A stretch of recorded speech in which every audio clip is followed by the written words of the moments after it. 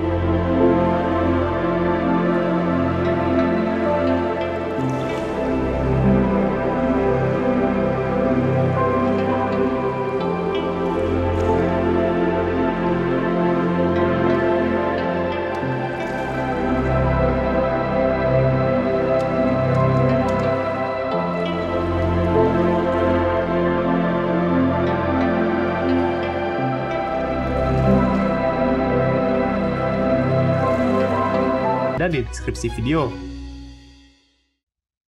Yalta 19.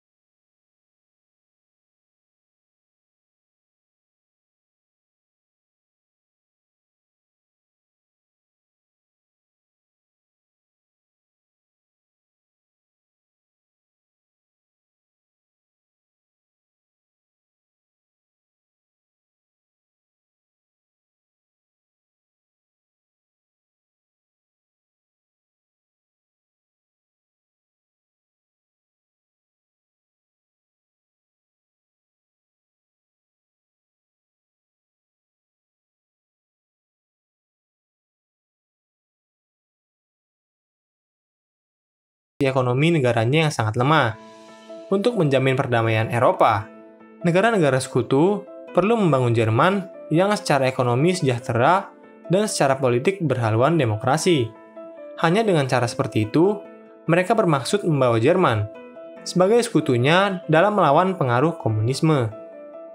Perbedaan pandangan tersebut turut memicu efek berantai, di mana munculnya kebijakan dari Amerika dan sekutunya akan memancing kebijakan yang berlawanan dari Uni Soviet.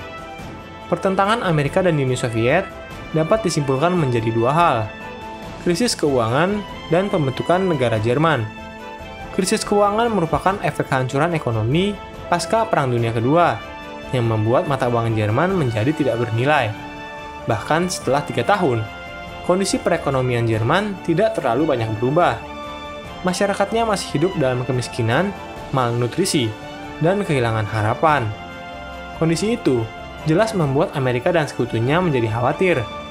Ekonomi yang lemah adalah lahan subur bagi perkembangan komunisme di suatu negara. Berkali-kali, mereka berusaha memperkenalkan solusi-solusi baru, namun berkali-kali juga Uni Soviet dengan berbagai cara berhasil menggagalkannya.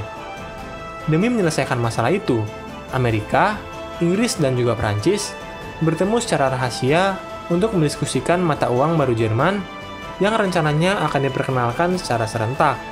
Kebijakan memperkenalkan mata uang baru ini merupakan lanjutan dari kebijakan menyatukan wilayah kependudukan Jerman menjadi satu. Tahun 1947, Amerika dan Inggris setuju untuk menggabungkan wilayah pendudukannya menjadi B-Zone. Sedangkan tahun 1948, Prancis memutuskan untuk mengikuti kebijakan tersebut menjadi Tri-Zone, yang menjadi fondasi dari dibentuknya negara Jerman Barat. Stalin melihat berbagai kebijakan itu sebagai bentuk ancaman dari negara-negara Barat terhadap kepentingannya di Eropa. Sejak 23 Juni, pasukannya diperintahkan untuk mengepung dan menutup seluruh akses menuju kota Berlin.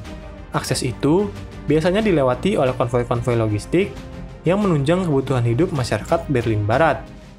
Tidak cukup dengan menutup jalan raya dan rel kereta api, pembangkit listrik di wilayah Berlin Timur juga menghentikan aliran listriknya menuju Berlin Barat. Keadaan tersebut benar-benar membuat masyarakat Berlin Barat menjadi terkepung. Persediaan pangan hanya mampu menunjang kebutuhan selama kurang lebih 36 hari.